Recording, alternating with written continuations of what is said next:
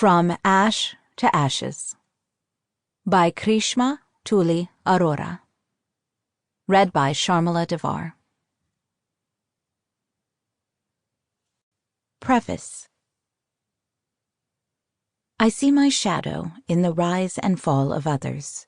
Their stories, their lives, their moments of perfection are what I want from my story. Our lives, yours and mine, the mundane and routine actions, may feel like they will wither with time and the memories created might disappear. But the true moments of our stories will be remembered. This story isn't mine alone. It lives on in the stories to come.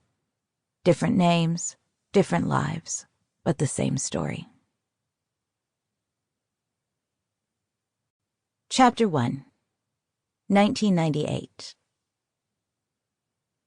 Insecure and cold like a newborn, unaccustomed to air and light, I was alone on the crowded train. Knowing I'd left the womb of home for good, the once familiar train felt strange.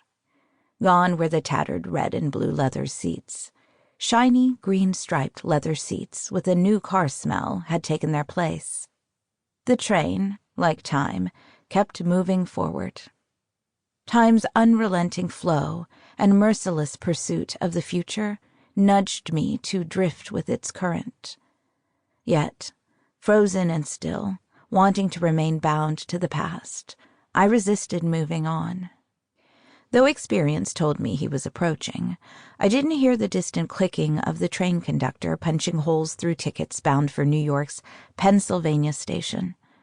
My mind was set on hiding my jumbled thoughts from the middle-aged man sporting a charcoal woolen overcoat sitting opposite me. He stole a peek at my face from the corners of his icy blue eyes. Shuddering, I turned my face toward the window, hoping he would disappear, and I could be hidden again. I had been hiding at home for the last few months, praying that I could stay hibernating like a bear, warm and safe, where my wounds could heal into scabs. Shielded from the cruel winter of the world, I wanted to stay there, in that place of false safety, without being reminded of the memories that would rip open again the place where I bled. But there was no use trying to escape it now. I was already exposed, out of my cave and on my way, with no choice but to bear the bone-chilling winds of fate. The cloudy images of trees and water appeared for a moment in the foggy window, and in a flash, their reflections were gone. Blurry memories of my happy childhood had similarly vanished in an instant, as distant as the houses in the window left behind miles ago, as if they had happened in another lifetime. Years had passed almost as quickly as the images of the world in my view. Even I could not recall every moment from those years, and those that I cherished seemed unreal now, just another story from a book I may have read. I was not that little girl from my childhood, naive and gullible, open to the world. A wiser darkness, an unearthing of truth, coldness of life had settled within me. "Miss, your ticket?"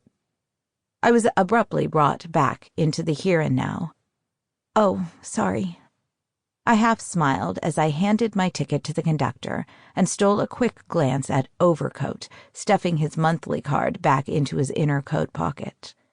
The conductor, unmoved by my apology, punched my ticket and went on his way, repeating his mantra, "Tickets, please." I looked down to study my pale, cold hands. Caressing the raggedy edge of the holes in my ticket with the velvety pads of my fingertips brought me back to the here and now, a time I seldom lived in.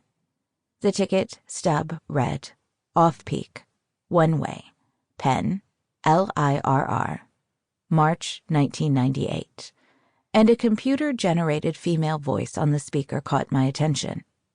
"This is the train to Penn Station. The next stop is Douglaston." I used to take the train from Manhasset every weekend, but it had been months since my last trip, and since I missed the express, the local train Sample complete. Ready to continue?